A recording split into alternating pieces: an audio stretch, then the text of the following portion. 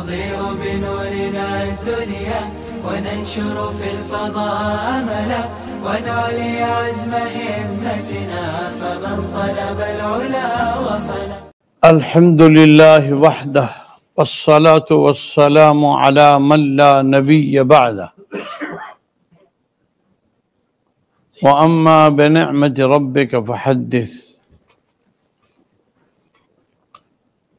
معزز و محترم حضرات علماء کرام، سامعین اعظام، میں ایک طالب علم ہوں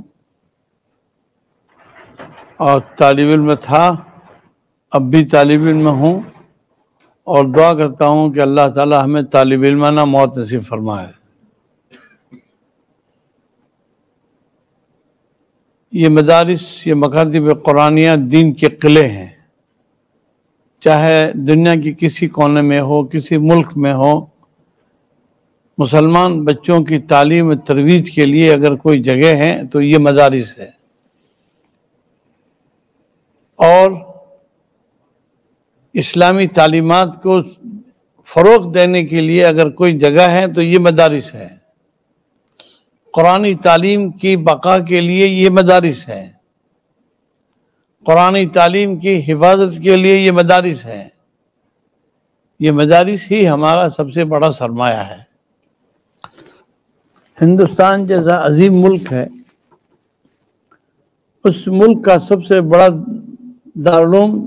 دارالعلوم دیوبند ہے، اور دارالعلوم دیوبند وہ ادارہ ہے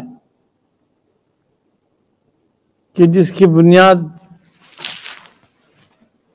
کس اخلاص اور کس بنیاد پر رکھی گئی تھی کہ اللہ تعالیٰ نے اس دارالعلوم دیوبند کو دنیا کا مرکز بنایا۔ دارالعلوم دیوبند وہ ایک سوچ ہے، وہ ایک تحریک ہے۔ دارالعلوم ایک ادارہ نہیں بلکہ ایک تحریک ہے، احیاء اسلام، احیاء تعلیم اور قرآن کریم کی تعلیم کا بڑا وہ مرکز ہے۔ دارالعلوم دیوبند کا 100 سالہ ہونے جا رہا تھا۔ اس وقت گجرات میں ایک مولانا صاحب آئے تھے، تو مشورہ ہوا تو سب نے کہا کہ بھئی وستانوی ان کے ساتھ سب جگہ جائیں گے، ان کی رہبری کریں گے۔ میں نے کہا ٹھیک ہے، ہمارے بڑے تھے سب، مولانا عبداللہ صاحب، مفتی بہما صاحب۔ تو بہرحال ہمارا سفر ہوا گجرات کے چند اضلاع کا۔ تو ایک جگہ پر میں نے دارالعلوم کا تعارف کرایا کہ دارالعلوم کا فیض ہندوستان کے گھر گھر میں ہے، اور پھر میں نے اس کو ثابت کیا کہ دارالعلوم کسی کے گھر کا پڑھا ہوا آدمی یا تو بلا واسطہ دارالعلوم سے فیض جانتا ہے، یا کسی دارالعلوم کے پڑھے ہوئے کے پاس پڑھا ہوا ہے، یا پڑھے ہوئے کے پاس پڑھے ہوا ہے، تو سلسلے نسب ہمارا پہنچتا ہے دارالعلوم دیوبند تک۔ خیر وہ بات ہو گئی، پھر میں دیوبند گیا، 7 سالہ سے پہلے کی بات ہے۔ حضرت قاری طیب صاحب رحمۃ اللہ علیہ کی مجلس تھی، حضرت کی مجلس تھی عصر کے بعد، تو میں بھی گیا، میں جا کر بیٹھ گیا۔ تو ہمارے ساتھ مولانا قمر الدین صاحب تھے۔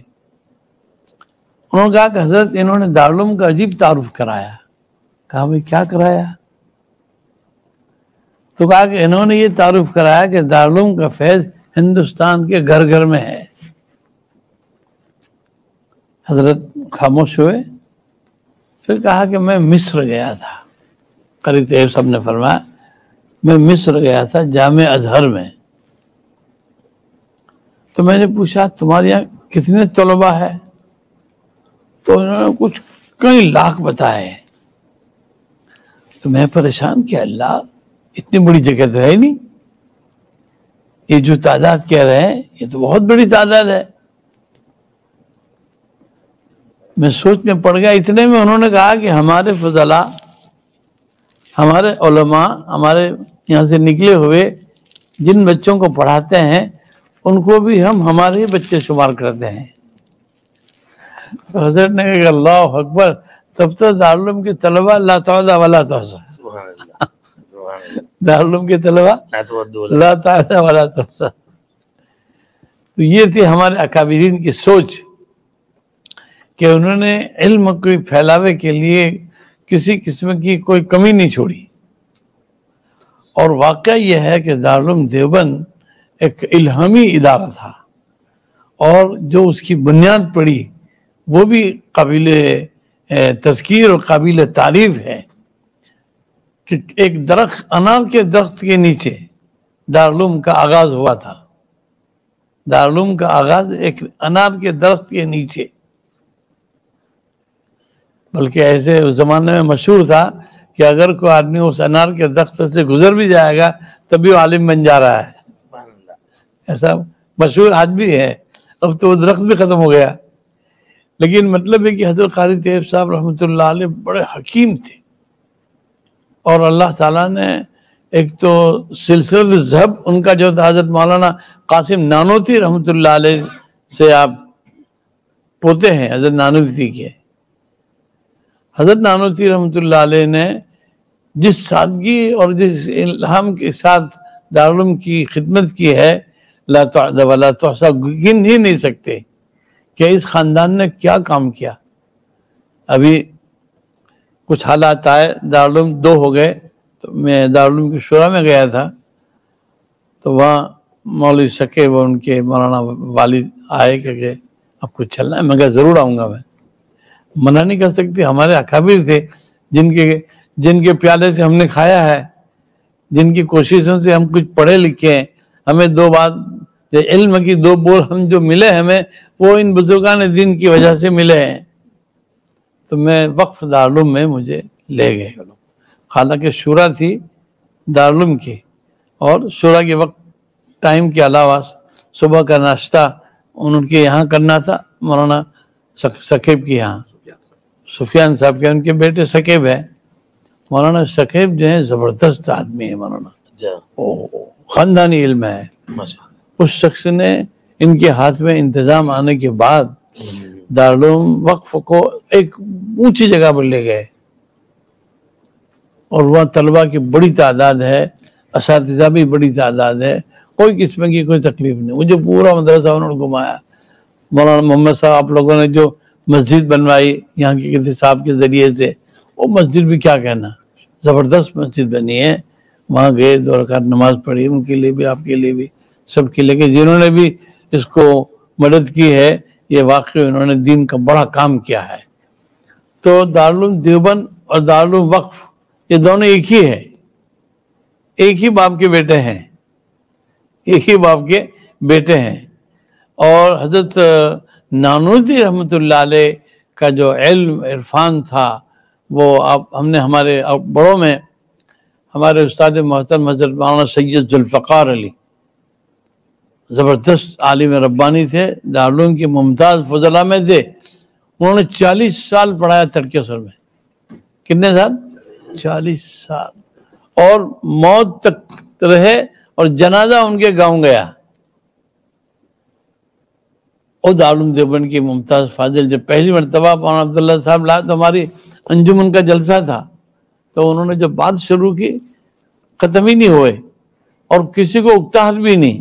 زبان شیریں تھی بہت، حضرت کی زبان بڑی میٹھی زبان تھی، اور انداز بیان بھی عجب تھا. شاہ جی جو تھے مولانا اندرزا کشمیری، ان کی وہ شاگرد بھی ہے.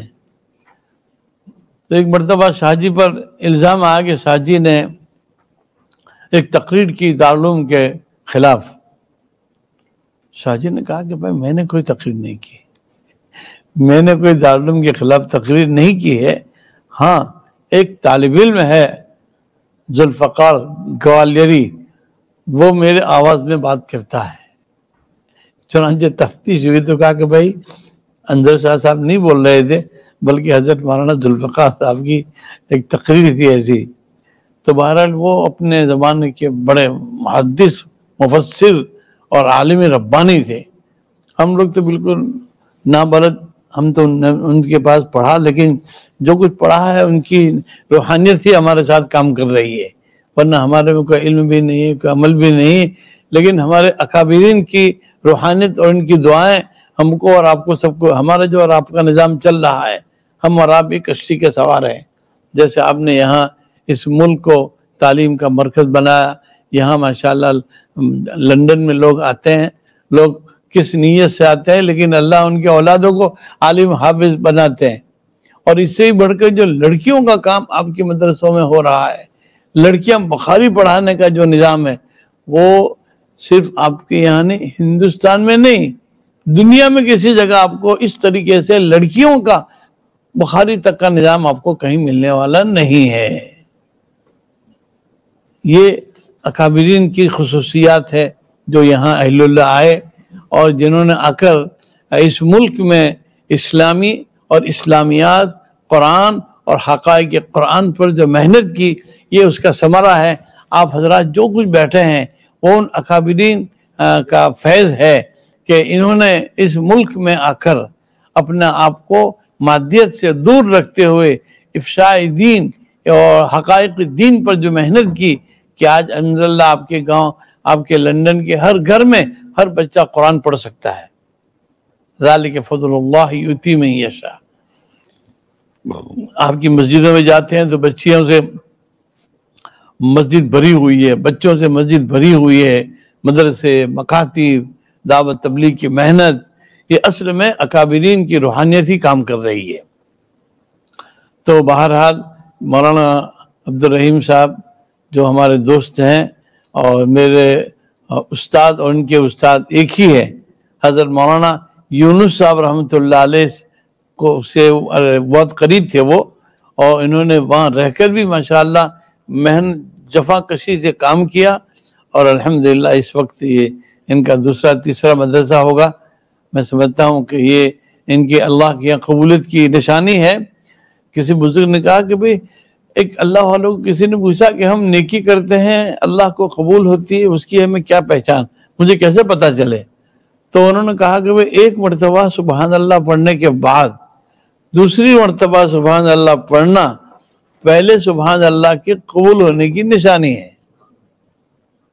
کتنا آسان جواب دے دیا انہوں نے, کہ ایک مرتبہ سبحان اللہ پڑھنے کے بعد دوسری مرتبہ سبحان اللہ ایک پارہ قرآن کی تلاوت کے بعد دوسرا پارہ قرآن پڑھنا پہلے تلاوت کے قبول ہونے کی نشانی ہے کہ اللہ نے آپ کو توفیق عطا فرمائی. تو مولانا نے ایک مدرسہ قائم کرنے کے بعد دوسرا مدرسہ قائم کیا, یہ اس کی بہت اچھا پوائنٹ دیا. بالکل ہے. یہ ایک مدرسے کے بعد دوسرا مدرسہ, پھر تیسرا مدرسہ, اللہ جانے کتنے مدرسے یہ چالو کریں گے, اور ان کے اور آپ سے بھی ہم سے بھی اللہ تعالیٰ قابل رش کام لیتے رہیں. دنیا کے اندر میں کوئی چیز ایسی نہیں ہے کہ جس کے پیچھے پڑا جاوے, لیکن ایک ہی کوئی آدمی سچا کام اچھا کام کر رہا ہو, اس کی تقلید کرنا اور اس کے جیسا کرنے کا داعیہ اپنے دل میں پیدا کرنا, یہ ہے سب سے بڑی بات ہے. تو مولانا میرے سے چھوٹے ہیں لیکن میرے دوست ہیں, اور وہاں ہندوستان بھی آتے ہیں تو ماشاءاللہ لوگ وہاں معلوم نہیں پڑتا کہ یہ ہندوستان سے آئے کہ لندن سے آئے, وہاں بھی ان کا باغ باغ یہاں تقریر کر رہے ہیں, وہاں پروگرام جا رہے ہیں. تو یہ مولانا صاحب ہے ہمارے دوست ہیں بہرحال, اور انہوں نے ایک دعوت دی تو میں نے کہا بھی میرا فرض ہے, اور یہ جگہ دیکھ کر اور طبیعت خوش ہو گئی کہ ذالک فضل اللہ یؤتی من یشاء. آج ایک کمرہ بنانا کتنا مشکل کام ہے, لیکن کمرے تو نہیں تو ادارے کے ادارے بنتے جا رہے ہیں, اور یہ قبولیت عند اللہ کی علامت ہے. اللہ کے یہاں ان کا عمل قبول ہوا تب تو اللہ نے اس کے لیے راستے کھول دیے.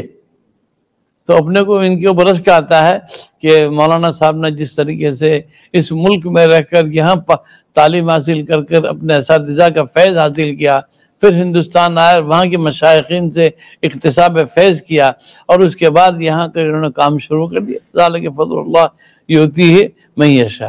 تو بہرحال میں تو یہ جگہ دیکھ کر یہ ہو گیا مولانا, الحمدللہ ماشاءاللہ بزرگوں کی دعا ہے. واقعی آپ کے والدین کی دعا ہے آپ کے ساتھ, آپ کے مشائخین کی دعائیں ہیں, آپ کے دوستوں کی دعائیں ہیں, اور یہ عند اللہ قبولیت کی علامت ہے. ایک مرتبہ سبحان اللہ پڑھنے کے بعد دوسری مرتبہ سبحان اللہ پڑھنا پہلے سبحان اللہ کے قبول ہونے کی نشانی ہے. ایک مدرسے کے بعد دوسرا مدرسہ کھولنا یہ پہلے مدرسے کی عند اللہ قبولیت کی علامت ہے. تو بہرحال کوئی لمبی تقریر نہیں کرنا ہے مجھے، تو میں تو اس جگہ کو دیکھ کر اتنا میرا دل منشرح ہوا گیا. اللہ تعالیٰ یہاں سے بھی خوب کام لے گا آمین. اور قرآن کے چشمے یہاں سے جاری ہو جائیں گے. اور اللہ کا وعدہ ہے اِنَّا نَحْنُ نَزَّلْنَا الذِّكْرَ وَإِنَّا لَهُ لَحَافِظُونَ، کہ ہم نے قرآن کریم کو اتارا اور ہم ہی اس کی حفاظت کرنے والے ہیں. کس کو پتا تھا کہ لندن کی وادیوں کے اندر میں قرآن گونجے گا؟ کوئی نہیں کہہ سکتا تھا. یعنی جب لوگ پہلے آئے، مولانا کتنے سال سے یہاں لوگ آنا شروع ہوئے؟ 60 سال ہو گئے. 60. بس 60 سال ہوئے. اب 60 سال کے اندر میں کتنا انقلاب آیا. لوگ آئے تھے بیچارے روٹی روزی کے لیے، وہ تو روٹی کیوں تھے خاص آئے تھے. میرے رشتہ دار ہو یا آپ کے رشتہ دار ہو، کوئی بھی ہو، کہ چلو بھائی لندن جائیں گے اور وہاں جا کر 2 پیسے کمائیں گے، پھر یہاں کچھ مکان بنائیں گے.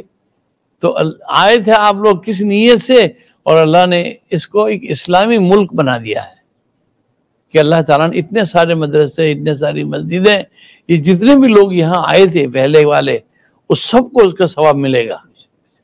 ان کی نیت تھی، ان کی نیت صرف دنیا کمانے کی نہیں تھی، ان کی نیت دین کے بقا کی تھی. تو اللہ تعالیٰ نے تمام مرحومین کی مغفرت فرمائے جو آ گئے اور چلے گئے، جو مدرسے قائم کر کے، مسجدیں قائم کر کے، دعوت تبلیغ کا کام کر کے، اور آج وہ دنیا میں نہیں رہے. کل من علیہ فان ویبقى وجہ ربک ذو الجلال. فنا تو سب کو ہونا ہے. بڑے بڑے علماء بھی چلے گئے، مشائخ بھی چلے گئے، مالدار بھی چلے گئے، غریب بھی چلے گئے، امیر بھی چلے گئے. اب جو ہے وہ جو کام کر رہے ہیں اس کو پتہ بھی نہیں. تو بہرحال اس مدرسے کا وجود ایک بہت بڑی نعمت عظمیٰ ہے اس ملک کے لیے. اور جتنے بھی لوگ مدارس کا کہاں جو کام کر رہے ہیں سب قابل مبارکباد ہے، کیونکہ اس ملک میں کوئی ایک آدمی نہیں، بہت سے لوگ ہیں اور کیسا کام کر رہے ہیں، کس انداز سے کام کر رہے ہیں. ان کا انداز بھی نرالا ہے. حضرت ہردوئی رحمۃ اللہ علیہ ہمارے مشائخین میں حضرت تھانوی رحمۃ اللہ علیہ کے سب سے اخیری خلیفہ. اپنے ملے ہیں؟ ہاں ملے. یہاں آئے تھے. جیسے یہاں آئے تھے؟ یہاں بھی آئے تھے بار. اچھا، آپ کے مدرسے میں بھی آئے تھے؟ ہاں آئے تھے. ماشاء اللہ، بری میں آئے تھے. واہ، بہت اصلاح فرماتے. زبردست. میں ان کی خدمت میں گیا. میں نے مدرسہ ہمارا عقل کا شروع ہوا انہی دنوں میں ان کی برانچ شروع ہوئی ڈاٹھا. اچھا. اب وہاں کی بات سناؤں. ڈاٹھا مدرسہ ایک اوپر مکان پہ شروع ہوا اور وہاں حضرت کا ایک شاگرد آیا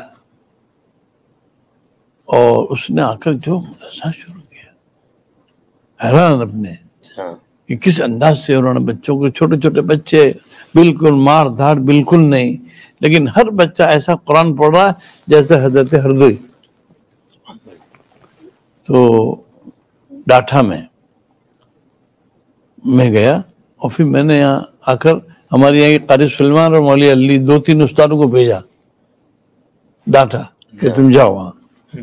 اور حضرت کا نظام تربیت دیکھو حضرت کس انداز سے پڑھاتے ہیں قرآن شریف، اور وہ بچے کیسے، یعنی وہ ایک آدمی 100 بچوں کو حافظ کرا رہا ہے. کتنے؟ 100. جی. اب ہمارے تو کہتے ہیں نہیں 20-25 بچے نے بہت زیادہ ہو گئے، میں کیسے سنوں گا. عجیب. اور ان 100 کے 100 بچے ہر ایک آپ کو لگے کہ حضرت ہردوئی ہے. ہر بچہ اس کاٹیا وار کا ہردوئی کا نظام پر چل رہا ہے. تو میں نے قاری سلمان کو بھیجا، ان کو بھیجا، میں بھی گیا. تو حضرت کی مجلس تھی، حضرت نماز سکھا رہے تھے. تو میں دیکھ رہا تھا، مجھے کہا اچھا بھائی آپ کھڑے ہو جائیے، آپ رکوع کیجئے. میں کہا ٹھیک ہے. میں نے رکوع کیا تو کہا کہ نہیں، خلاف سنت ہے. رکوع ایسے نہیں ہوتا. پھر حضرت نے بتایا کہ دیکھو میں ان کو بتا رہا ہوں، اب میں کسی اور کو ہی پوچھوں گا، لہٰذا آپ دیکھ لیجئے. مجھے منظر ابھی تک یاد ہے. خیر، اس مدرسے کی برکت تو اتنی زبردست کہ میرے دل میں حسد آیا. کیا یہ مولوی کو اپنے اٹھا جاؤ. میں نے کہا یہ صدر الدین کو اپنے لے جانا چاہیے، کیونکہ ایک آدمی 100 آدمی بچوں کو پڑھا رہا ہے اور بالکل بچے بھی خوش و خرم، نہ مار ڈھاڑ کچھ نہیں. اچھا، اب یہ تو حضرت کے ساتھ لگے ہوئے تھے تو میری دعوت پر آنے کا تو کوئی سوال تھا ہی نہیں. یہ تو میری کوشش تو ہوئی نہیں. میں کہ یہاں کریں گے تو مار ڈالیں گے کہ تم ہمارا گھر مدرسہ توڑنے آئے سیکھنے آئے. اتفاق سے اس مدرسے میں کچھ انتشار ہوا تو لوگوں نے حضرت کو شکایت کی کہ مدرسے میں اس طریقے سے نظام چل رہا ہے، یہ ہے وہ ہے. جب حضرت نے بات سنی نہ سنی، ان کی بات پر کوئی توجہ نہیں دی. پھر دوسری مرتبہ کوئی واقعہ پیش آیا تو لوگوں نے پھر حضرت کی شکایت کی. حضرت خود آئے. حضرت نے کہا گاؤں والے صحیح ہے، تم بدماش ہو. مدرسین کو بولا کہ یہ گاؤں والے جو میرے کو شکایت کرتے تھے صحیح شکایت. اب صدر الدین نام تھا ان کا انتقال بھی ہو گیا بیچارے کا. اب آپ چلے جائیے. حضرت نے ان کو روانہ کر دیا، چھٹی دے دی. تو میں نے کہا اب میں لے لوں. اب تو حضرت نے چھوڑ دیا ان کو. لیکن اب جو مجھے اصل بات بتانی ہے کہ اچھا میں نے ان کو کہا کہ تم آ جاؤ میرے یہاں. پھر میں نے ان کو نرولی میں رکھا. نرولی میری برانچ تھی مدرسے میں. 2-4 دن کے بعد میں آیا تو دیکھا کہ وہ تو ہے ہی نہیں وہاں پر. اللہ میں کہاں گئے؟ لیکن بمبے گئے وہ. پھر ایک مرتبہ کل کو میں آیا، میں کہا وہاں سورٹ گئے داڑھی دیں. پھر مجھ کو میں نے بلایا ان کو، بھائی دیکھو میں جس امید سے تم کو لایا تھا تم اس پر نہیں چل رہے. پھر وہاں میرے کو بات سمجھ میں آئی کہ اصل میں وہ نہیں چلاتا تھا مدرسہ، کنیکشن تھا حضرت کی روحانیت کے ساتھ. حضرت ہردوئی کی روحانیت وہاں کام کر رہی تھی اور میں سمجھ رہا تھا کہ یہ آدمی بہت محنتی آدمی ہے. اب جب اچھا حضرت سے جب اس کا کنیکشن ختم ہو گیا، حضرت نے کہا جا کے تم جاؤ اب میرے سے، ہمارے ساتھ تم کام نہیں کریں گے. تو کنیکشن پاور ہاؤس سے ٹوٹ گیا. اب لائٹ کہاں ہوئی؟ پھر وہ بات ان میں آئی نہیں آئی. پھر ان کو ترکیہ سلام نے بھی رکھا، ترکیہ سلام میں بھی رہے وہ. لیکن جو ڈاٹا میں جو بات تھی، لیکن وہ بات کیا تھی؟ حضرت کی روحانیت، جو روحانی سلسلہ تھا اور حضرت کی جو توجہ تھی ان کی طرف، وہ ختم ہو گئی. تو اہل اللہ کی توجہ یہ ہمارے مدارس کے لیے ریڑھ کی ہڈی ہے. جتنے بھی مدرسے ہمارے چل رہے ہیں وہ اہل اللہ کی روحانیت سے ہی چل رہے ہیں. مدرسے پیسوں سے نہیں چلتے. پیسے کوئی چیز نہیں ہے، پیسہ کوئی چیز ہے ہی نہیں مدرسے کے لیے. کیونکہ مدرسے میں جو بھی بچے اللہ بھیجیں گے ان کا کھانا ہی بھیجیں گے. اللہ اپنے بچوں کو بھوکا تو نہیں ماریں گے. لیکن اصل تو جو روحانیت تھی، پھر بیچارے افریقہ گئے نے، وہاں انتقال ہو گیا اس کا، مولوی صدر الحسن کا. تو حضرت شیخ حضرت مولانا ابرار الحق صاحب رحمۃ اللہ علیہ کے تعلق سے ایک بزرگ نے خواب دیکھا کہ آپ صلی اللہ علیہ وسلم کو زیارت ہوئی. تو انہوں نے کہا کہ بھئی تمہیں پتا ہے کہ حضرت ہردوئی آ رہے ہیں؟ انہوں نے کہا نہیں یا رسول اللہ. تو کہا کہ ہاں وہ آ رہے ہیں، اور پتا ہے کون سا سفر ہے؟ یہ ان کا 50واں سفر ہے بیت اللہ کا. کتنا سفر ہے؟ حضور نے فرمایا. اس کے بعد فرمایا کہ اصل ہے کیا کہ حضرت ابرار الحق کو کتاب اللہ سے بہت تعلق ہے، اور حضور نے فرمایا کہ جو کتاب اللہ سے قریب وہ بیت اللہ سے قریب. سمجھا؟ جو کتاب اللہ سے قریب ہے وہ بیت اللہ سے قریب ہے. پھر میں نے بہت سے لوگوں کو دیکھا حرمین کے اندر میں کیسا کہ جو برسوں سے وہاں پڑھے ہیں کتاب اللہ کو لے کر، قرآن بس ایک ہی مشغلہ ہے کتاب اللہ کی تلاوت. تو حضرت ہردوئی سے ایک عجیب آدمی تھے، وہ مکاتب چلاتے تھے. کیا چلاتے تھے؟ مکاتب. مکاتب کیسے؟ اس کے لیے کوئی چندہ نہیں. کہا کہ ہر گھر میں یہ ڈبے رکھ دیے تھے، اور گھر والے عورتوں سے تاکید کر دیتے کہ آپ جب روٹی بناؤ تو 2 مٹھی آٹا اس میں ڈالو، 2 مٹھی آٹا. پھر وہ آدمی آتا ہے 2-3 دن میں، تولتا ہے کہ بھئی 5 کلو آٹا نکلا، آپ کو رسید دے دیں گے، یہ آٹا بک جائے گا. اور ایسے سب آتے ہو کر پھر ساری رقم جمع ہو جاتی ہے. یہ رقم کے ذریعے مکاتب چلتے چٹکی فن سے چٹکی فن سے. تو بہرحال ہمارے اکابرین بہت سی خوبیوں کے صفات کے مالک تھے. تو حضرت ہردوئی رحمۃ اللہ علیہ جو حضرت تھانوی کے اجل خلفاء تھے، کتاب اللہ کے ساتھ ان کا شغف تھا اور احیاء سنت ان کی زندگی کا مشغلہ تھا. دارالعلوم دیوبند آئے، کوئی پروگرام تھا تو اذان دی کسی نے. کہا کہ بھائی یہ اذان کس نے دی؟ کہ فلاں صاحب نے. بھائی انہوں نے اذان غلط دی ہے. اب وہاں سب ڈر گئے کہ بڑے نہیں آئے، اب اذان بھی کون دے گا. پھر دوسری مرتبہ کہا کہ بھائی دیکھیے اذان صحیح نہیں ہے، دارالعلوم میں اذان صحیح نہیں ہے. وہ بھی چلے گئے بیچارے، کام کرتے کرتے اللہ کے پیارے ہو گئے اور کام کر گئے. ان کے مدرسے کے بچے بھی صاف ستھرے، آپ کو لگے گا نہیں یہ کچھ بچے ہیں، چھوٹے بڑے کوئی بھی ہو. بہرحال میں تو ان کو ہمیشہ یاد کرتا ہوں، ان کے لیے دعا بھی کرتے ہیں کہ اللہ ان اکابرین نے ہم کو کچھ کام کی باتیں بتا دی ہے. انہوں نے ہم کو سکھایا کہ مدرسہ کیسے چلانے کا، مدرسہ چلانے کا بھی سیکھنا پڑے گا. ایسے مدرسہ نہیں ان کے بن گیا ہے. ان کو بھی اللہ نے یہ سمجھ دی کہ اس طریقے سے کرو، یہ کرو، وہ کرو، اس سے بات کرو، یہ پڑھاؤ، اس کو رکھو، ایسا کرو ایسا کرو. اللہ کی طرف سے جب آدمی کسی کام کے کرنے کا ارادہ کرتا ہے تو وَمَن يَتَّقِ اللَّهَ يَجْعَلْ لَهُ مَخْرَجًا وَيَرْزُقْهُ مِنْ حَيْثُ لَا يَحْتَسِبُ. جہاں سے گمان نہیں وہاں سے اللہ تم کو روزی دے دے گا. جہاں سے گمان نہیں وہاں سے اللہ کی مدد آ جائے گی.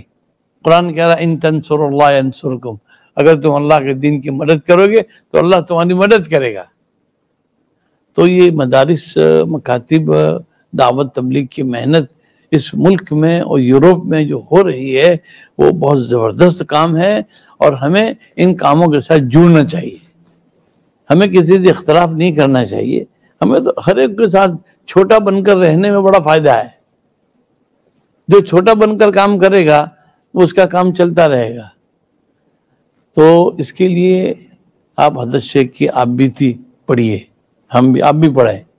حضرت شیخ کی آپ بیتی پڑھنے کے قابل ہے.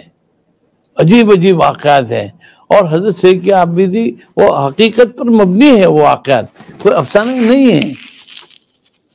ان کے گھروں کی زندگی کے واقعات، ان کے مشائخ کے، ان کے بزرگوں کے، ان کے بڑوں کے، ان کے چھوٹوں کے. عجیب بات تھی ان کے یہاں.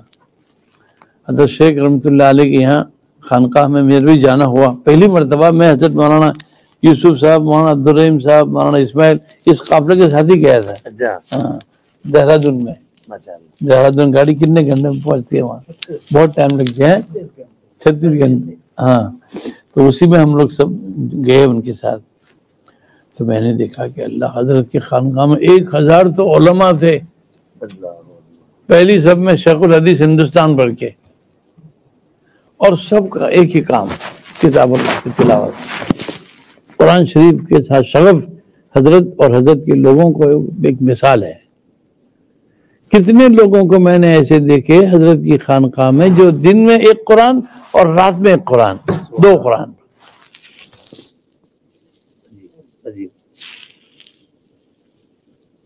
حضرت کو بڑی مناسبت تھی نوافل سے بھی.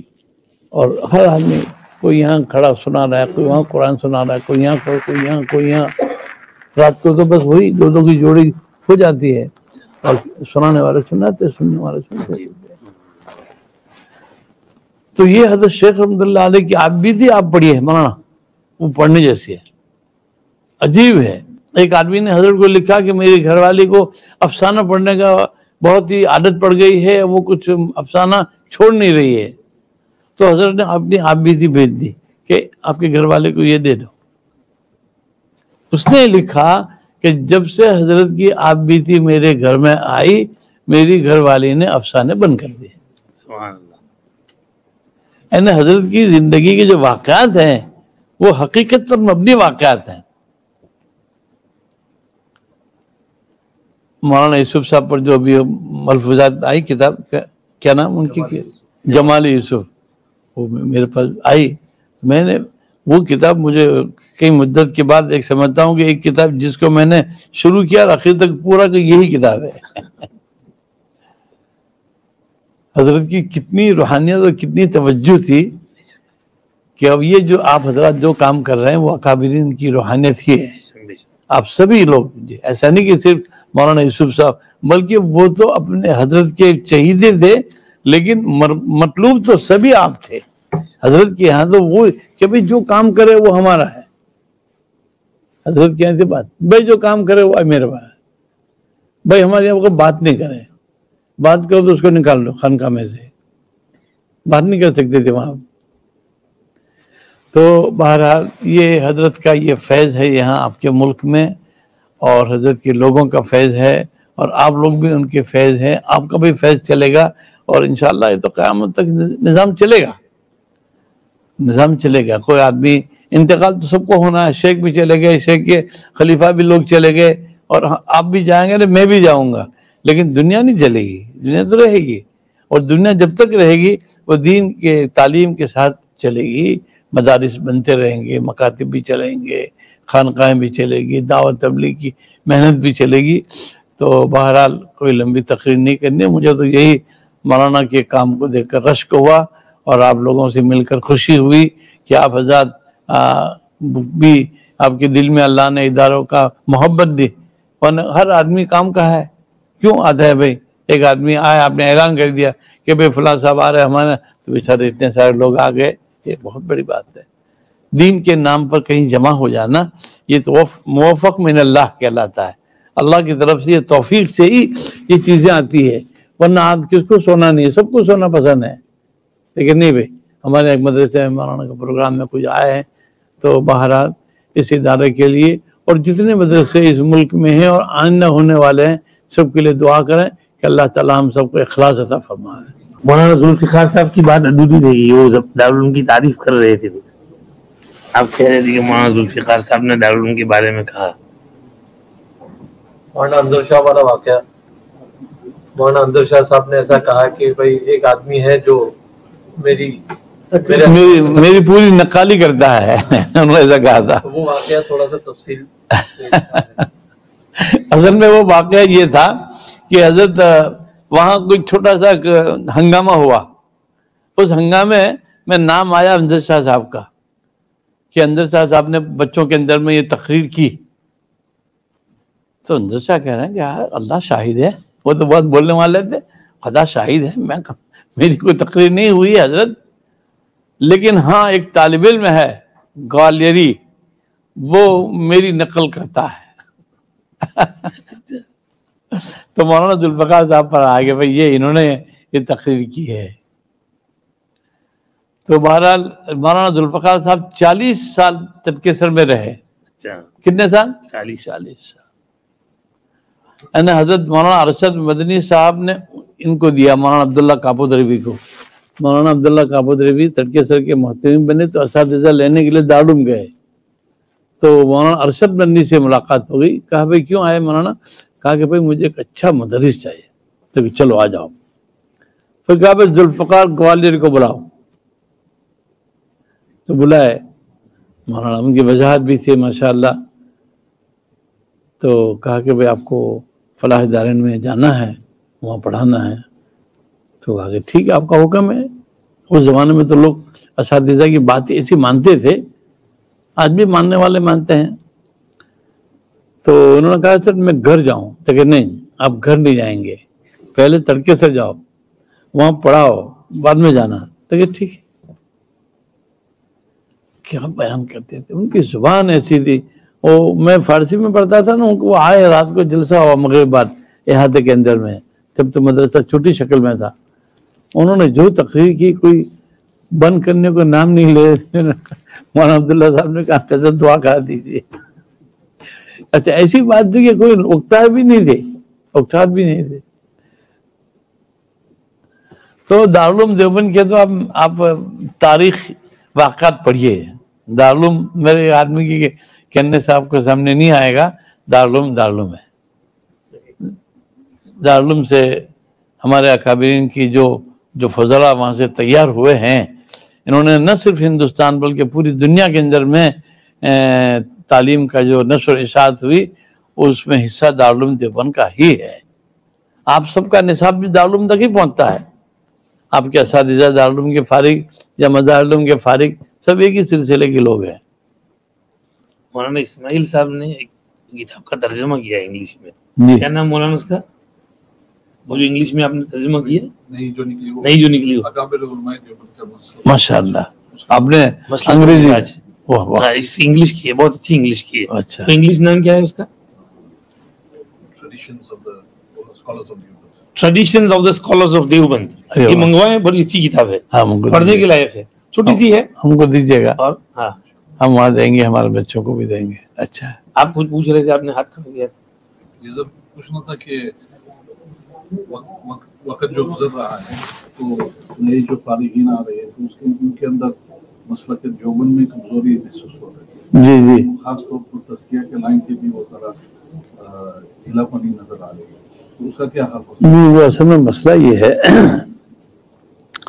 دارالعلوم دیوبند یہ ایک صرف درسگاہ نہیں ہے، دارالعلوم دیوبند ایک تربیت گاہ ہے، دارالعلوم دیوبند ایک خانقاہ بھی ہے، اور دارالعلوم دیوبند مفسرین بھی پیدا کرتا ہے، محدثین بھی پیدا کرتا ہے، فقہ بھی پیدا کرتا ہے۔ اب یہ کہ حضور کی حدیث ہے خیر القرون قرنی ثم الذین یلونہم ثم الذین یلونہم، حضور نے فرمایا کہ سب سے بہترین زمانہ میرا زمانہ ہے، اس کے بعد والا، اس کے بعد، اس کے بعد، اس کے بعد، تو ہم لوگ ثم الذین یلونہم میں آ رہے ہیں۔ اب آپ پہلے کے اکابر کو دیکھنا چاہیں کہ حضرت مولانا قاسم نانوتوی صاحب جیسا کوئی بچہ نکلے دیوبند میں سے تو یہ آپ بھول جائیے، کیوں؟ حضور نے فرمایا ثم الذین یلونہم ثم الذین یلونہم، کہ جو بعد میں آئیں گے اس کے بعد، اس کے بعد، اس کے بعد۔ تو آج بھی دارالعلوم باج نہیں ہوا ہے، آج بھی دارالعلوم سے اچھے اچھے فضلاء، محدثین، مفسرین، مقررین نکلتے ہیں، ایسا نہیں کہ نہیں نکلتے ہیں، نکلتے ہیں آج بھی، کیونکہ میں تو دارالعلوم کے رکن شورا میں ہوں۔ جزاکم اللہ حضرت، بہت شکریہ آپ کا، اللہ خوش رکھے۔ ماشاء اللہ، دعا کریں۔ جی اللهم صل على سيدنا ونبينا وشفينا وسندنا ومولانا محمد وبارك وسلم. اللهم إنك عفو كريم رحيم تحب العفو فاعف عنا يا كريم. اللهم اغفر ذنوبنا وامحو عيوبنا واستر عوراتنا وآمن رواتنا. اللهم ارزقنا حبك وحب من يحبك وحب عمل يقربني إلى حبك. لا الہ الا انت سبحانک انی کنت من الظالمین۔ اے اللہ اس ملک کے مدارس کی، مکاتب کی، خانقاہوں کی، دعوت تبلیغ کی حفاظت فرما۔ اس ملک میں جہاں جہاں مدرسے مکاتب چل رہے ہیں اے اللہ ان کی ضرورتوں کو اپنے خزانہ غیب سے پوری فرما، اور جس مدرسے میں ہم بیٹھے ہیں اللہ ان کے کاموں کو فائدہ تکمیل تک پہنچا، اور جتنے مشائخین جن کا انتقال ہو چکا ان کی قبروں کو نور سے بھر دے۔ اے اللہ جو لوگ دین کا کام کرتے کرتے اے اللہ یہاں مدفون ہو گئے ہیں اللہ ان کی قبروں کو نور سے بھر دے۔ اے اللہ ہماری آج کی اجلاس مجلس کو قبول فرما، ان علماء کرام کی حاضری کو ہم سب کے لیے باعث خیر و برکت بنا، اور ہمارے حضرت مولانا عبدالرحیم صاحب کے اداروں کے دین چوگنی ترقی عطا فرما۔ وصلی اللہ علی النبی الکریم وعلی آلہ وصحبہ اجمعین۔